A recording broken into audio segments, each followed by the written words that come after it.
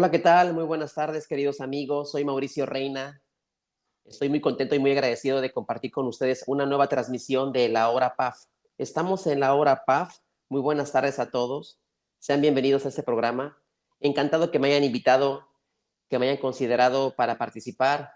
Un saludo muy especial para todo el equipo de Casia Creaciones, de la revista PAF. Suscríbanse, actualicen sus conocimientos en materia fiscal y contable. El día de hoy vamos a traerles una información que considero especial, que prácticamente busca encauzar los conocimientos que ya se han estado dando a nivel nacional, en redes sociales, en las revistas, en diferentes foros, pero desde otro enfoque. Entonces, sin más preámbulo, vamos a dar inicio. El tema que vamos a dar el día de hoy es estrategias para enfrentar los actos administrativos y fiscales. ¿Por qué quise utilizar el tema de las estrategias para enfrentar ese tipo de actos?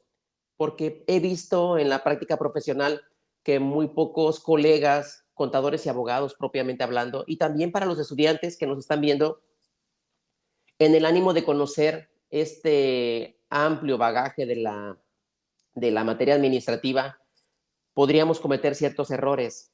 ¿Y cuál es el error principal? El de la clasificación de los actos. No importa la postura o la ubicación que tengamos nosotros o a lo que nos dediquemos. Si somos profesores, si somos abogados litigantes o postulantes, si estamos prácticamente involucrados en el área contable o en un departamento donde vemos cuestiones empresariales o administrativas de una compañía o de un contribuyente, aquí lo interesante es saber identificar cómo vamos a llegar a una estrategia si no sabemos identificar un acto administrativo y un acto de naturaleza fiscal. Para tal efecto, debemos de entender esta relación tributaria entre los particulares y las autoridades para saber qué tipo de actuación la autoridad podría utilizar, podría implementar o dar a conocer a través de los métodos o de los medios que establece nuestra legislación. Como si estuviéramos en la escuela, por favor, todos tengan a la mano su ley fiscal. La notificación debe tener las formalidades del Código Fiscal de la Federación. Y es así como vamos a hacernos conocedores entonces de esa voluntad de la autoridad, esa voluntad que va a afectar de manera positiva o negativa a un contribuyente. Contribuyentes, personas físicas o morales en nuestro país, ya sabemos, están obligados a contribuir a los gastos públicos de manera proporcional y equitativa. Está muy bien, es una premisa fundamental en nuestro país para cumplir con una obligación constitucional. Y las leyes fiscales prácticamente propician o dan margen para cumplir con esa obligatoriedad. Y las reglas dirán el cómo se puede hacer, y las misceláneas que no sirven para aclarar nada, pero que ahí están precisamente para desarrollar y hacer más fácil la vida de los contribuyentes o los pagadores de los impuestos. Dando este ejemplo de la relación tributaria y de cómo la autoridad hacendaria utiliza muchos mecanismos para dar a conocer la voluntad de la Administración Pública Federal, es que vamos a iniciar con una diversidad de actos jurídicos o administrativos y fiscales que el SAT está implementando en la actualidad. No voy a irme ni voy a viajar a los años anteriores. Les voy a hablar de lo que en la práctica profesional hemos estado vigilando o viendo. Para comenzar, la autoridad hacendaria en la actualidad está buscando incrementar la recaudación a nivel nacional de acuerdo a lo que prevé que va a ingresar, como sucedió con la Ley de Ingresos de la Federación. Sabemos perfectamente que ya dio registro del incremento de la recaudación en el segundo semestre, alcanzando una nueva cifra récord en comparación con el sexenio anterior. Esta estrellita o esta felicitación que ha recibido la autoridad hacendaria es muy sencilla. Lo que busca o lo que pretende es alcanzar lo que dice la Ley de Ingresos de la Federación, que hemos hablado en muchas entrevistas o charlas, que quiere alcanzar los 8 billones de pesos. ¿Cómo hacerlo? Con la diversidad de actos jurídicos que la autoridad está utilizando al margen de lo que contienen nuestras leyes fiscales. De tal suerte que la autoridad fiscal utiliza los siguientes elementos que les voy a ir enlistando. Lo voy a hacer sin ningún orden. Y después, si ustedes lo prefieren hacer algún comentario durante esta charla, lo pueden hacer. Yo les quiero agradecer que siempre están al pendiente de todo lo que decimos, de los comentarios. Me gusta mucho que las personas sean positivas y que de algo que se diga en un foro o en una plática lo puedan utilizar para beneficio de los contribuyentes o de ustedes mismos. Discrepancia fiscal, cancelación de sellos digitales, ingresos presuntos a través de una determinación de un crédito fiscal. Puede ser la inteligencia artificial aplicable en las facultades de gestión o de comprobación, la contradicción de criterios en el órgano jurisdiccional o en la Suprema Corte de Justicia de la Nación. El artículo 69b que habla de la materialidad de las operaciones amparadas en los comprobantes fiscales digitales por Internet, los complementos de pago, las cancelaciones de los comprobantes fiscales digitales por Internet, la información que se presenta de los socios o accionistas de las compañías ante la autoridad hacendaria para prácticamente decirle todo lo que sucede a nivel corporativo, el acreditamiento, el rechazo de las devoluciones a que tiene derecho un contribuyente, la misma contabilidad a través de facultades de comprobación exigida y que el contribuyente luego le piden información de terceros. Los medios de defensa como el recurso de revocación, el juicio contencioso administrativo, si la sentencia es adversa, el amparo directo. Estas cuestiones que les acabo de mandar como una sopa de información en materia fiscal son relevantes porque son el método que la autoridad tiene y la forma que los contribuyentes podemos elegir para manifestarnos y defendernos. Por eso el tema es estrategias para enfrentar. Ya vimos que hay una autoridad que espera recaudar, que tiene las herramientas para hacerlo. Elige el método, el mecanismo dependiendo del contribuyente y la situación que se encuentre. Regla número 1 para todos ustedes. Depende del momento en el que el particular los busque. Si ustedes llevan como contadores, por ejemplo, la contabilidad de un empresario y conocen perfectamente cuál es el mecanismo que utiliza, momento de acumulación, la forma en que lleva a cabo sus registros, las operaciones comerciales, sus proveedores, el tiempo en que le pagan o satisfacen las exigencias de los contratos, si tiene contratos precisamente, si tiene un control patrimonial, este particular que llevan de su contabilidad. Esos detalles son importantes para saber en qué momento la autoridad hacendaria podría ejercer actos de molestia. Sucede que en ocasiones el contador hubo un cambio y recién llegó a la compañía y desconoce todas las declaraciones o los incumplimientos que el particular ha podido incurrir frente a la autoridad hacendaria.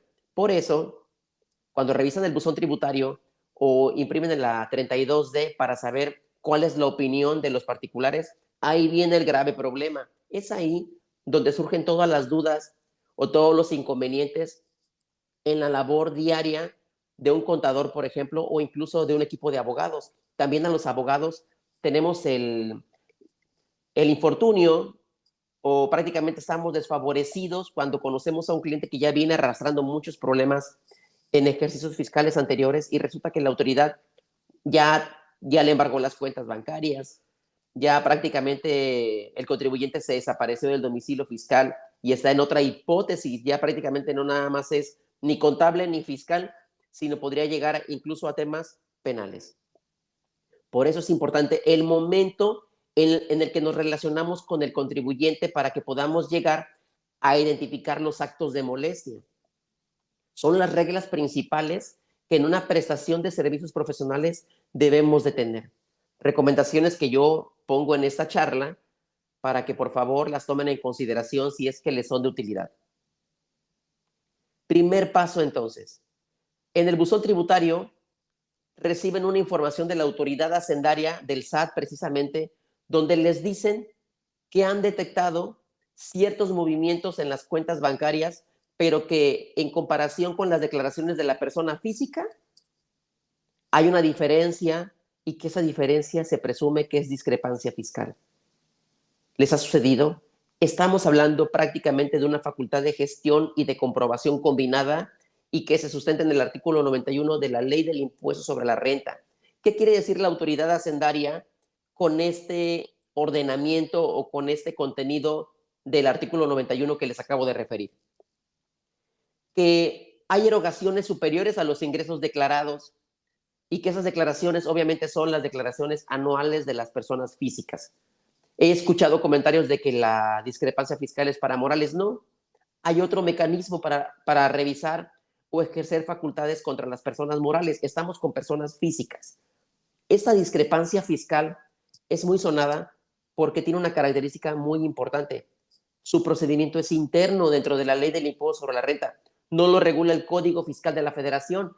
Por eso en los foros no se menciona demasiado el tema de la discrepancia fiscal. Ahora bien, la discrepancia fiscal se puede configurar de muchas maneras, porque para la autoridad hacendaria, ¿qué es una erogación entonces?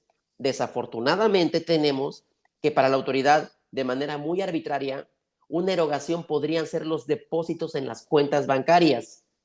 Cuidado, he escuchado comentarios también donde dicen que cualquier depósito en una cuenta bancaria significa propiamente un ingreso. Por favor, anulen ese comentario o esa creencia. No toda la información que escuchen es verídica. Deben de confirmarlo, por favor. Insisto, revisen su ley y confirmen, váyanse al artículo 55, por ejemplo, al artículo 16, al artículo 18 del código. Vean ustedes, por ejemplo, los momentos de acumulación del contribuyente, qué es ingreso, cuál es la excepción para considerar una operación como ingreso. Pero si una cantidad está en una cuenta bancaria, ¿quién clasifica la naturaleza de que sea ingreso? ¿Quién lo hace? Lo hace el contribuyente.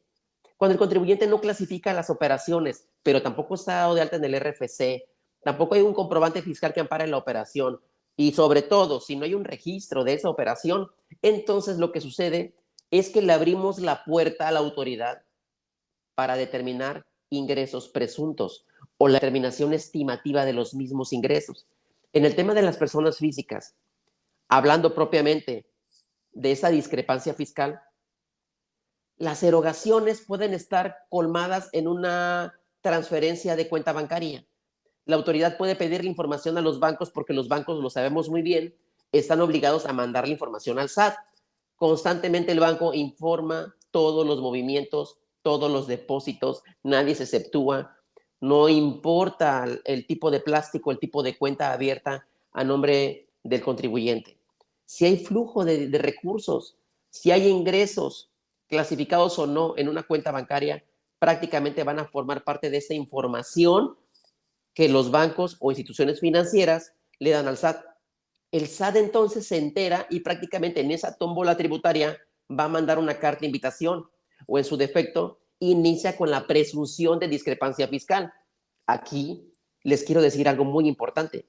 Vamos a conectar todas las facultades o todos los actos administrativos y fiscales con lo que la autoridad pretende hacer, que es recaudar, y la presunción. La presunción que arroja la carga probatoria a los particulares y deja tranquilamente a la autoridad para que sencillamente espere que uno le acredite o le demuestre que no está en el hecho generador o en la hipótesis de incidencia. Destruir la presunción de legalidad o validez de los actos administrativos o fiscales es una tarea no nada más del contador, sino también del abogado. Si ustedes no saben que hay una presunción de validez, cualquier argumento que ustedes hagan o cualquier prueba que quieran exhibir u ofrecer en algún medio de defensa no va a tener esa característica de destruir la validez de un acto de autoridad, porque hay maneras, hay estilos, hay técnica jurídica. Y les voy a dar un ejemplo entonces en el tema de la discrepancia fiscal. Imagínense que la autoridad solamente se da cuenta de erogaciones de los contribuyentes, pero que las erogaciones quizá faltó una información que se presentara en la declaración anual. Si llega con ustedes un asunto de esta naturaleza, bien podríamos certificar documentación, entrar a las operaciones del contribuyente y verificar si, por ejemplo, los 600,000 pesos o los 200,000 pesos que están como una salida de la cuenta bancaria del contribuyente dirigida a otra persona física, pudo haber sido una donación entre cónyuges, pudo haber sido un traspaso entre cuentas bancarias, a lo mejor fue un préstamo o una donación. La clasificación que le damos nosotros los contribuyentes a las operaciones son la clave del éxito para destruir una presunción. Recuerdo perfectamente un asunto que llevé de dos personas físicas que tuvieron operaciones para adquirir bienes inmuebles. Les determinan una discrepancia fiscal previo procedimiento y desahogo de pruebas que fue insuficiente para la autoridad, y resulta que al revisar la información de estas dos personas que eran cónyuges, ellos habían solicitado una línea de crédito de una institución financiera y el banco le transfirió al solicitante del crédito, que era el esposo, pero era la esposa la que estaba adquiriendo el bien inmueble. Sencillamente el esposo le transfirió el dinero a la esposa y por eso la esposa tenía un recurso extraordinario en su cuenta bancaria para erogar y adquirir un bien inmueble. La adquisición del bien inmueble de la esposa para la autoridad incurría en la hipótesis de la discrepancia fiscal, que tuvo que hacer que en juicio contencioso administrativo pudo utilizar la estrategia de aclarar con contabilidad, con documentales certificadas, clasificadas y además pidiendo la valoración de las mismas, con los argumentos tendentes a destruir la validez de una determinación de un crédito fiscal. Pero vean nada más, el crédito fiscal no nació de una revisión de gabinete o de una visita domiciliaria exactamente, sino primero de un pequeño procedimiento del artículo 91 de la Ley del Impuesto sobre la Renta. Necesito que tomen nota porque es muy importante ver cómo la estrategia fiscal relacionada con una erogación superior a un ingreso puede ser esa: la falta de clasificación de las operaciones. Nos podemos ir más lejos. Quizá todo incida en la declaración anual de las contribuciones. También es importante. Tienen la declaración complementaria como un mecanismo, aunque ya hemos visto algunas cosas que le duelen a la autoridad, pero es cuando desnaturalizas la operación. Cuando pides una devolución y te la rechazan y luego quieres hacer una compensación, desnaturalizas la operación del contribuyente en su declaración. No es el caso. Aquí estamos hablando hacia el pasado, por supuesto, de una facultad ejercida por la autoridad y que lo único que requiere es una aclaración documentada. Todo lo que diga el contribuyente, y esto lo digo para los contadores y los abogados, si el contador dice o hace manifestaciones relacionadas con un acto de autoridad, el abogado sabe perfectamente que deben de unir esfuerzos para demostrar todo lo que se diga. Si no es así, prácticamente son argumentos sin valor probatorio pleno. Espero que esta información de la discrepancia fiscal sea de su agrado, que sirva este método de estrategia para control interno, para una buena recomendación.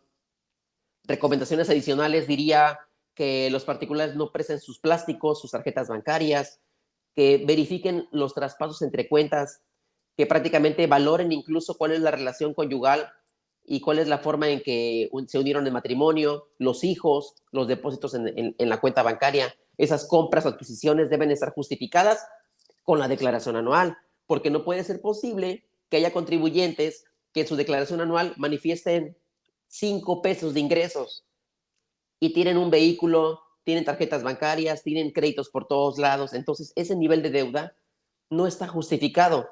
Necesitan asesoría, necesitan entender cuál es la postura de la autoridad respecto a la discrepancia fiscal. Por ejemplo, si vemos la actuación de la autoridad para determinar presuntivamente que una operación en un CFDI prácticamente ampara operaciones simuladas o inexistentes y la clasifica en dos vías: para las empresas que facturan las operaciones simuladas o inexistentes, o para las empresas que le dan efectos a esas operaciones amparadas en los FDIs. En esas dos vías, o en esa primera publicación de las EFOS y después que las CEDOS se den por conocedoras sencillamente por un listado y que no sean notificadas, es una vía inconstitucional de la autoridad hacendaria que perjudica a los contribuyentes. Es una presunción desafortunada porque atenta contra la moral, la buena costumbre, el prestigio del particular. En ese aspecto hemos quedado muy cortos los contribuyentes y también la autoridad hacendaria. No hay protección por parte del legislador, ni mucho menos de la Corte, en decidir que un acto de autoridad notificado y que esté vulnerando la esfera jurídica de los contribuyentes llegue más lejos que la simple notificación. Creo que los abogados en algún aspecto nos equivocamos con los amparos al establecer que la afectación jurídica solamente atañe a aparecer en el listado o que la operación en el CFDI sea riesgosa o se le reste valor probatorio y que si defecto es un comprobante o la operación contenida en él prácticamente va a arruinar o destruir las deducciones de las erogaciones de las personas físicas o morales por andar comprando facturas. Esta compraventa de CFDIs incide más allá del panorama tributario porque trata a todos por igual. Basta decir nuevamente que si acuden al texto legal del 69B del Código Fiscal de la Federación, no hay una particularidad, trata a todos por igual. Podemos entender entonces que si los trata a todos por igual, cualquiera que aparezca en un listado corre el riesgo de perder un contrato muy importante, no poderle pagar a los proveedores, tener en riesgo una declaración. Fíjense bien, la autoridad está jugando, y aquí viene la estrategia también, en que la revisión que le puede hacer un contribuyente sobre un ejercicio de manera específica puede ser la repetición de las operaciones en otros ejercicios fiscales. Ejemplo, si te están revisando el ejercicio 2019 y se pone en tela de juicio o de duda que esos comprobantes sean eficaces o que tengan valor, entonces prácticamente la misma circunstancia podría suceder para el 2020 o 2021 o 2022. Preocupante si es que un contribuyente, empresa que deduce operaciones, siga la suerte de lo que le sucede a una empresa que factura operaciones cuando son cuestiones distintas. Quiero aclarar una cosa que ya lo han dicho mis colegas, las empresas que deducen operaciones no están obligadas a demostrar la materialidad, no lo tienen que hacer. Sencillamente cuando se ven ubicados en el listado de la presunción por hacer operaciones con una empresa que vende facturas, tienen la oportunidad probatoria de acreditar que sí percibieron el servicio o que sí recibieron el producto, las mercancías o los bienes. Esa es la importancia que les digo de cómo saber enfrentar un acto de autoridad de esta naturaleza, igualmente por la presunción. Es así que esa oportunidad de defenderse, la oportuna defensa del artículo 17 de la Constitución o la garantía de audiencia previa del artículo 14 de la misma Constitución, son la base y sustento de los amparos que no tuvieron éxito, porque la autoridad se escuda en que ese artículo 69B únicamente es para dejar sin efecto los comprobantes y que tienen efectos generales, pero no hay ningún menoscabo en la garantía del contribuyente porque se le dio la oportunidad de demostrar, de acreditar o de presentar pruebas. Eso no era el tema importante que teníamos que debatir en los amparos. Era importante agregar que había otras cuestiones que el contribuyente era vulnerado. Por eso la estrategia siempre va a ser de qué lado estás. Si estás del lado de la empresa que factura operaciones o de la empresa contribuyente que le dio efectos a tales comprobantes fiscales. Es así que ustedes pueden dar más herramientas, más guerra a la autoridad hacendaria y poder proteger los intereses de los contribuyentes. Hay muchos elementos, pero es necesario que ustedes los conozcan, porque estamos igual en un terreno de presunciones donde la autoridad goza de valor probatorio con sus actos y prácticamente la carga es adicional para los contadores y los abogados que les corresponda tratar asuntos de esta naturaleza. Ahora bien, continuando con la explicación, ya habíamos hablado también sobre el tema de la razón de negocios, que también es una facultad de gestión con tintes de facultad de comprobación. Una ley desafortunada, mal redactada, el legislador no entendió lo que estaba haciendo, la miscelánea, la 2.1.52 de este ejercicio, desafortunadamente lo único que publica o se limita a publicar es un órgano colegiado que no tiene facultad material siquiera para poder determinar si un acto jurídico o una serie de actos jurídicos carece de la razón de negocios. Esta facultad que está en el artículo 5A del Código Fiscal de la Federación, insisto nuevamente, efectos generales. Los efectos generales dicen que cualquier contribuyente, ya sea una gran compañía o un pequeño establecimiento de ferretería, de miscelánea, podría ser susceptible de que la autoridad le revise o determine que hay operaciones que no tienen razón de negocios. Si la dueña de la miscelánea vende refrescos y un día se le ocurre hacer erogaciones para adquirir libretas y ahora vende libretas, bueno, puede ser que la autoridad dude y le ejerza facultades de gestión del artículo 5A, combinada con la facultad de comprobación de revisiones electrónicas, visita domiciliaria o revisión de gabinete, pero antes de la última, del acta parcial o del acta final en visita domiciliaria, va a turnar el expediente a un órgano colegiado para que el órgano colegiado, que no tiene naturaleza, no tiene existencia, no pasó por un proceso legislativo, decida si el acto sí tiene razón de negocios o no. Una opinión positiva para la autoridad. Y nuevamente insistimos, saber enfrentar una situación de esta naturaleza nos lleva a entender que es necesario el control interno. Saber prácticamente todas las facultades que están involucradas en el Código Fiscal de la Federación y cómo opera la autoridad. Si les digo que todo inicia con una orden de visita domiciliaria o una revisión de gabinete, sabemos que esa actuación va a ser notificada vía buzón tributario. Pero a ver, vayamos ahora a algo diferente. ¿Qué pasaría si este contribuyente lo que recibe es una carta de invitación donde se le dice que hay inconsistencias y que deben ser descubiertas abriendo una liga o recibiendo una información? Recomendación principal: la forma en que te comportas como contribuyente dice mucho de lo que el SAT podría hacer para ejercer las facultades y para buscar cualquier incumplimiento. Lo voy a decir en otras palabras: hay que hacerle frente y darle el rostro a la autoridad hacendaria cuando los asuntos se tratan de facultades de gestión o de control. En una simple invitación, la autoridad solamente te está diciendo qué ejercicio tiene dudas, qué es lo que quiere revisar o qué es lo que pretende descubrir, o te pide la información.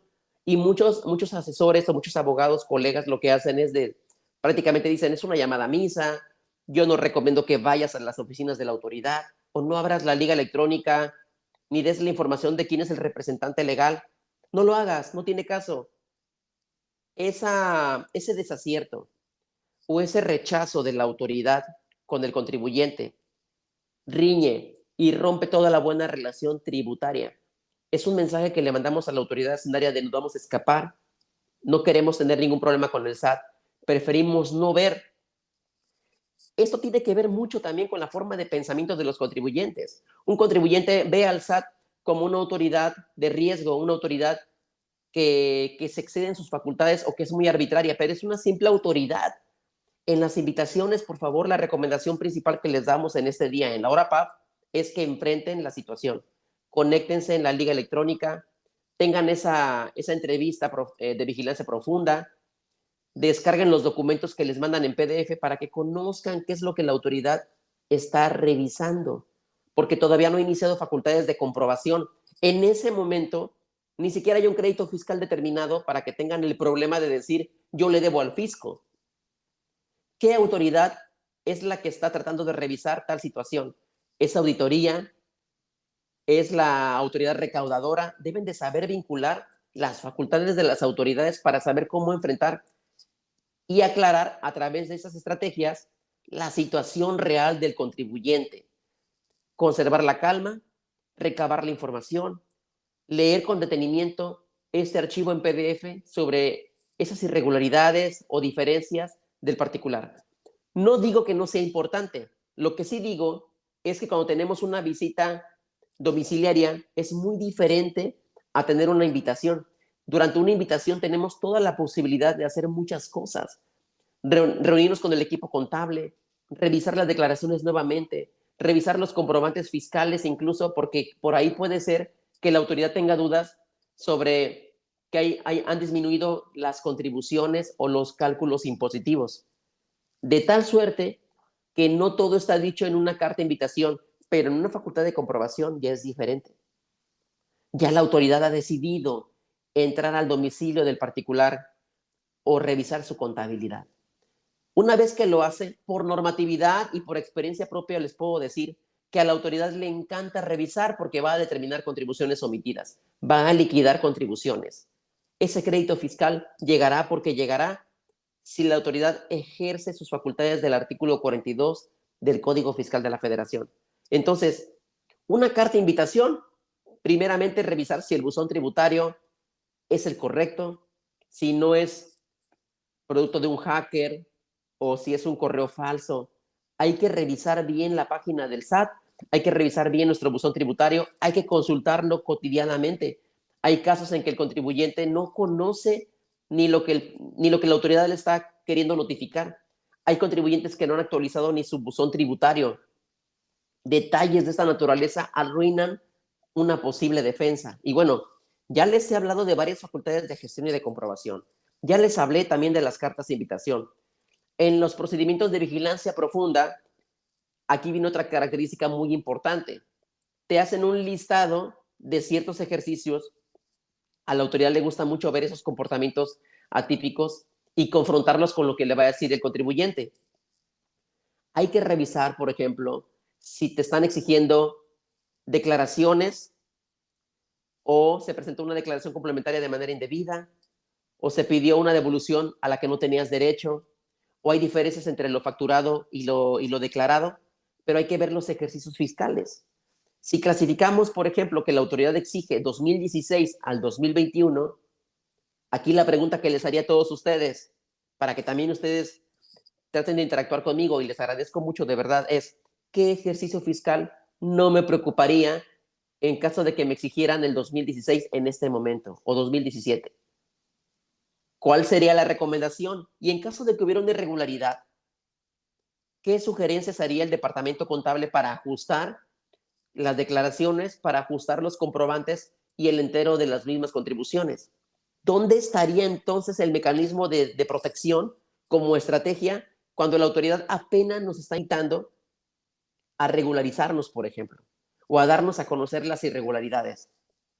Aquí ya entramos en terrenos también de los que forman parte de las compañías.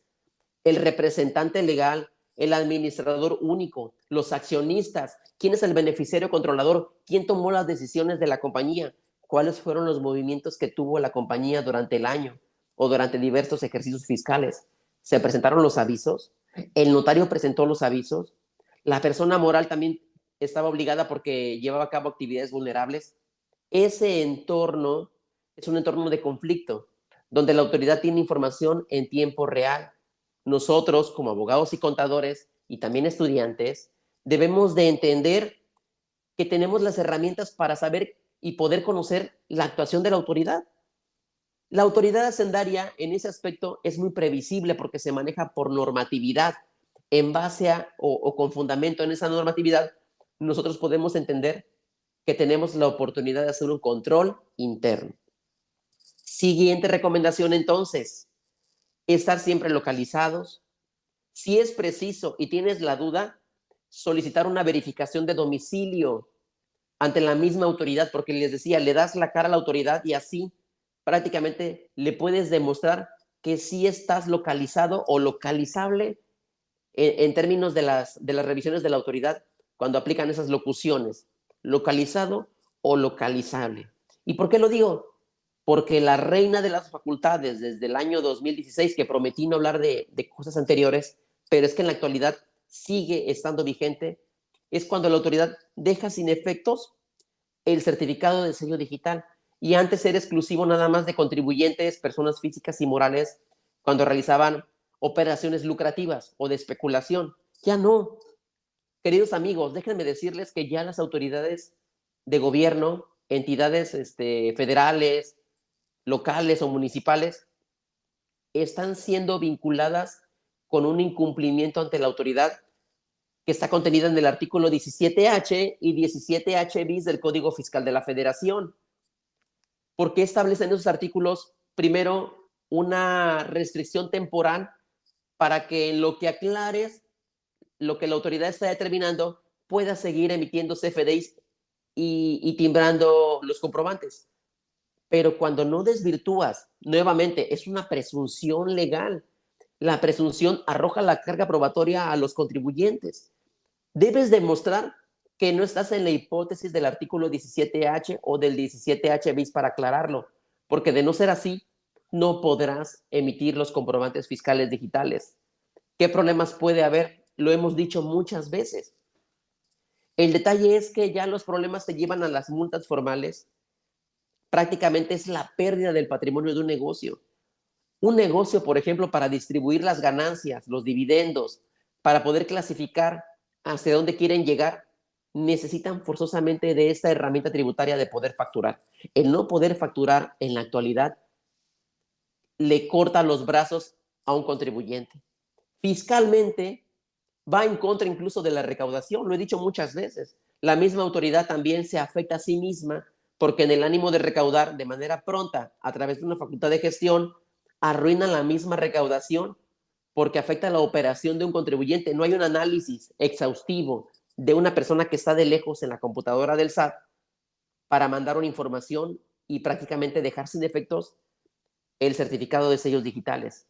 Por eso, la invitación para todos ustedes es que tengan un control interno y elaboren un documento con las hipótesis diferentes que hay en el artículo 17H o 17H bis de las cosas en las que no puede incurrir un contribuyente. En ese control interno van a poder hacer un checklist de lo que no pueden hacer, como no estar localizado, por ejemplo. Que las operaciones no contengan un incumplimiento que los amerite a una multa formal, o el 69B que está muy castigado, o la transmisión indebida de las pérdidas fiscales, que también es otro temazo. Tenemos muchos temas, pero yo lo que les quiero dejar en esta tarde es que sepan enfrentar las actuaciones de las autoridades. Ni siquiera hemos llegado a facultades de comprobación realmente, tampoco hemos llegado a medios de defensa. Pero si ustedes no saben clasificar un acto de autoridad en materia administrativa o un acto fiscal puramente, prácticamente van a tener muchos desaciertos al momento de tratar con las autoridades fiscales. Hablamos igual de las devoluciones. A la autoridad le molesta muchísimo. Les va a llegar un documento donde la autoridad les va a negar las devoluciones. Mucho cuidado. Aquí estamos en un tema de aplicación estricta de la ley. Si en su oficio de rechazo de la devolución de contribuciones la autoridad está empleando o utilizando información que no está en la ley, la autoridad está siendo arbitraria, se está excediendo de sus facultades y no puede utilizar o obligar al contribuyente a que explique o a que demuestre con pruebas cuestiones que no forman parte de la normatividad. Esa arbitrariedad inmediatamente la pueden utilizar para diversos panoramas. Número uno, aquí entra una autoridad que es árbitro, la PRODECON. Si bien la PRODECON no es una autoridad para efectos de anular directamente las actuaciones de las autoridades, sí sirve para mediar cuestiones de la naturaleza que les acabo de exponer. Cancelación de sellos, rechazo de devoluciones de contribuciones, por excelencia la PRODECON puede darles un mejor resultado. De tal suerte que para esos efectos, en la misma PRODECON ha habido muchos casos, de verdad, criterios internos donde explican que nada de la información que un tercero tenga un incumplimiento puede afectar todas las operaciones que un contribuyente lleva. Es decir, en palabras más sencillas, lo que haga otra persona no tiene por qué afectarme a mí en mi relación tributaria directa con el SAT. Cualquier cuestión ajena que no guarde relación con su contabilidad, con sus declaraciones, incluso si no se enteraron retenciones, no tiene por qué ser motivo del rechazo de una devolución. Pero vean cómo les estoy diciendo. Válidamente puede ir a PRODECON o válidamente puede ir a recurso de revocación o juicio de nulidad. Identifiquen el acto para saber cuál es la estrategia que van a utilizar. Este incremento de actuaciones que les acabo de mencionar, como ejemplo nada más genérico, yo quiero llevarlos al entendimiento de que lo que la autoridad pretende es evitar los 12 meses de la facultad de comprobación más los 6 meses para determinar créditos fiscales. La autoridad se está ahorrando tiempo. Es evidente que ya estamos olvidándonos de esa relación tan particular con los visitadores adscritos, con los ejecutores de las autoridades, ya sea IMSS, Infonavit o SAT. Las cosas han cambiado. Se ha automatizado la facultad de las autoridades frente a los contribuyentes. Nos estamos dando cuenta que ya no estamos confrontando a nadie, sencillamente todo con un simple clic. Estamos perdiendo el derecho a un acreditamiento, no podemos simbrar la nómina, tenemos embargos vía buzón tributario, hay dudas de la autoridad de nuestros comprobantes, nos cancelan los sellos digitales, todo a distancia. Al quitarnos el enfrentamiento con los visitadores adscritos o al no ver de manera directa a la persona que nos va a afectar o nos va a revisar la contabilidad durante más de un año y medio, lo que lleva a la autoridad es a una pronta recuperación de adeudas o de adeudos, y también a que las determinaciones de los créditos fiscales son más rápidos. Y si agregamos que la Prodecom como árbitro central prácticamente ayuda a la autoridad para que nosotros desvirtuemos ciertas cosas, pero quede firme un crédito fiscal, porque todos los vicios quedan colmados, vicios de forma, estamos en presencia de una nueva realidad tributaria. La nueva realidad tributaria ya no permite que hagamos asesorías, hablo de los abogados, donde le demos la espalda a la autoridad, donde no la queramos confrontar, donde busquemos que el contribuyente se salga de la situación y pretenda el no pago de la contribución. En este momento, el abogado, el asesor, lo que tiene que hacer para efectos tributarios es recomendar dar la cara, aclarar la situación, ajustar los pendientes y solamente si es evidente o es arbitraria la actuación de la autoridad, sí acudir a los medios de defensa. ¿Por qué iría un recurso de revocación? Porque es un acto administrativo, porque es un acto fiscal, porque en cualquier momento puedo acudir a presentar algún detalle de un tercero en el PAE antes del remate, porque prácticamente no garantizo el interés fiscal del monto determinado y tengo una oportunidad de no tener problemas con un embargo de las cuentas bancarias. Así no arriesgaría al contribuyente en un recurso de revocación, porque podría plantar cuestiones para efectos de la litis abierta, porque podría ofrecer pruebas adicionales que incluso me faltaron durante las facultades de comprobación. Cada herramienta que utilice el asesor o que utilice el abogado debe ser estudiada y analizada con muchísimo cuidado. Estimados colegas y amigos, estamos viviendo una etapa muy importante donde el fiscalista debe de entender diferentes cuestiones, no nada más contables ni jurídicas, sino también el mecanismo de conocimiento y ese comportamiento del SAT, con todas sus unidades administrativas, cómo opera, cómo piensa, cómo se tarda, cuáles son los tiempos, cuál es la normatividad, cómo contesta las demandas, si se puede allanar o no, si certifica correctamente las documentales que ofrece, cómo pide la información la autoridad a otras entidades, por ejemplo, a las autoridades del gobierno federal, del gobierno estatal o municipal, o incluso a la Comisión Nacional Bancaria de Valores. Todas las posibilidades que la autoridad utiliza con el artículo 63 del Código Fiscal de la Federación, expedientes administrativos o información de terceros, está siendo relevante en este momento en las facultades de comprobación. Déjenme decirles algo como un comercial.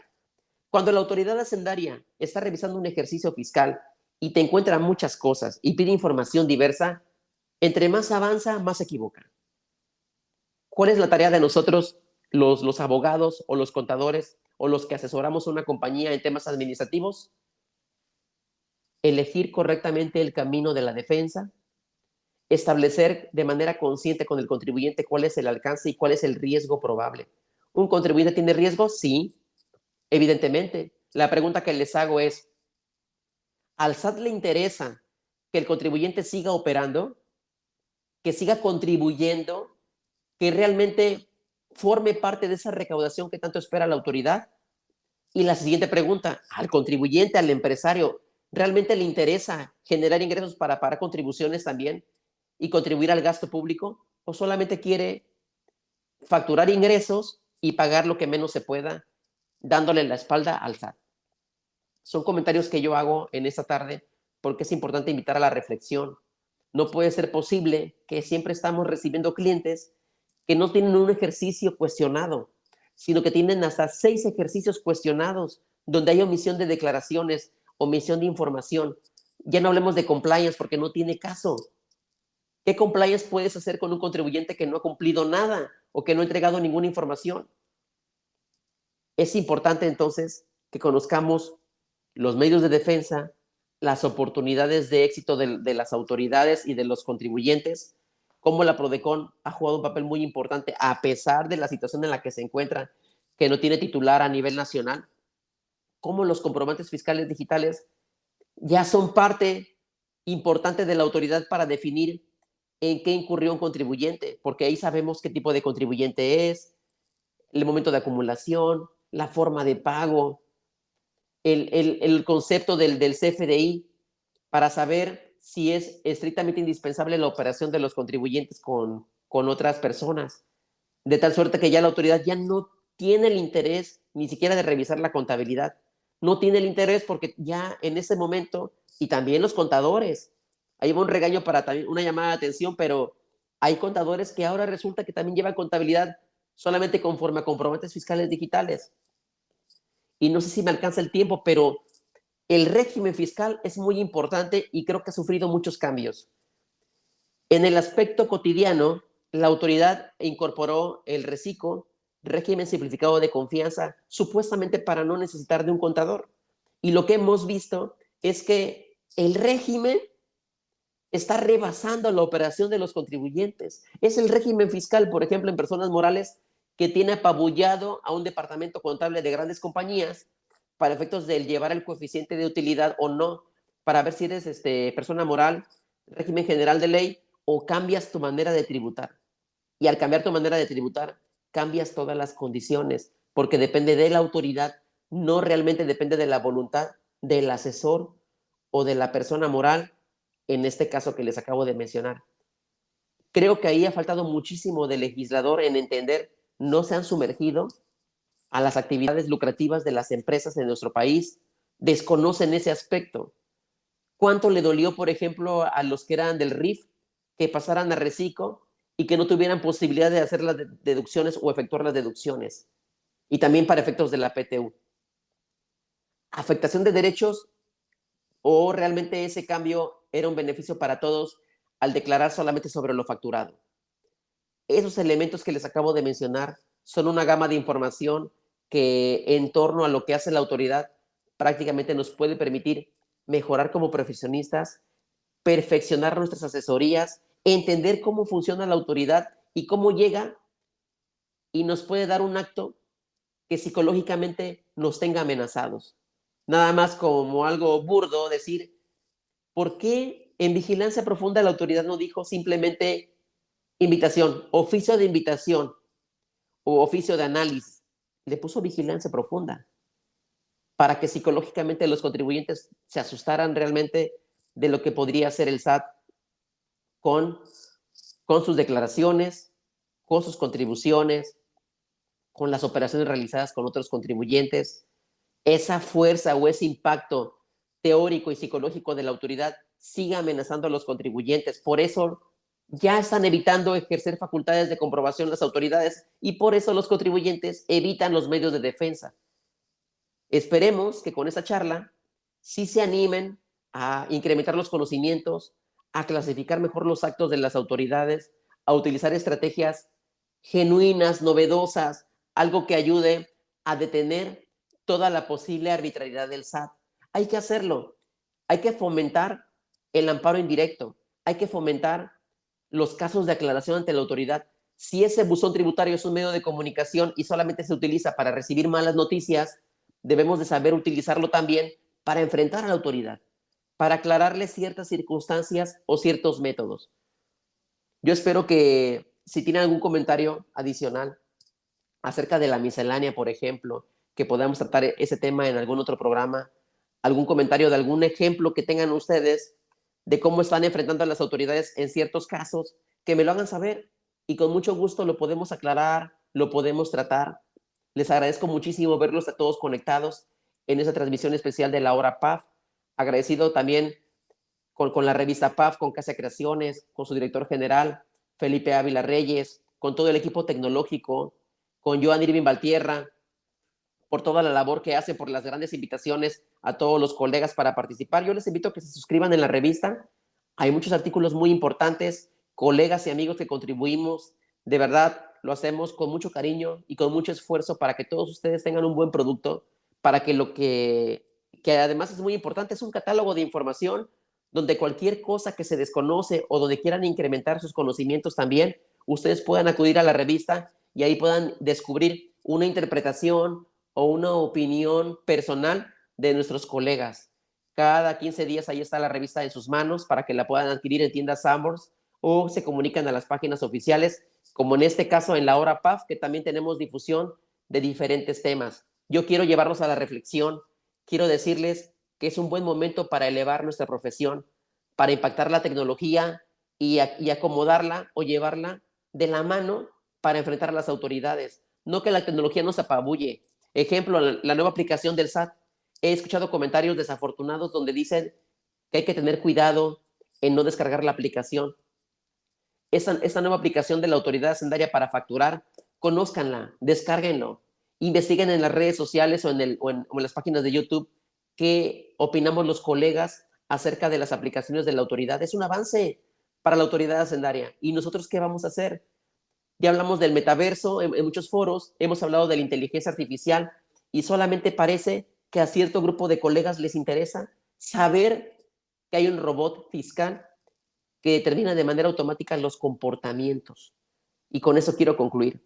El comportamiento de los contribuyentes en este momento da la pauta para que la autoridad decida o no ejercer facultades de gestión o de comprobación. ¿Cuál es su comportamiento? ¿Qué es lo que hacen de manera recurrente? Hasta para efectos de las instituciones financieras, hasta para el efecto de la compensación de saldos a favor. Esos comportamientos de solamente operar con personas físicas, de retirar el dinero de las cuentas bancarias en el mismo día en que reciben la transferencia, de que ciertos contribuyentes tengan el objeto social muy amplio y ahí sigan haciendo operaciones comerciales y ahí están los comprobantes fiscales de diferentes conceptos, compraventa de arroz, construcción, compra de pantalones, enajenación de tiempo aire, etcétera. Esas cuestiones lo único que hacen es ponerse en evidencia frente a la autoridad hacendaria. La recomendación ahí está. Actualícense, infórmense. Yo les agradezco mucho que me hayan permitido participar en este clima lluvioso de Acapulco Guerrero para la hora PAF. Soy Mauricio Reina, les agradezco mucho. Nos vemos en una próxima emisión. Muchas gracias y un saludo muy especial para todos. Cuídense.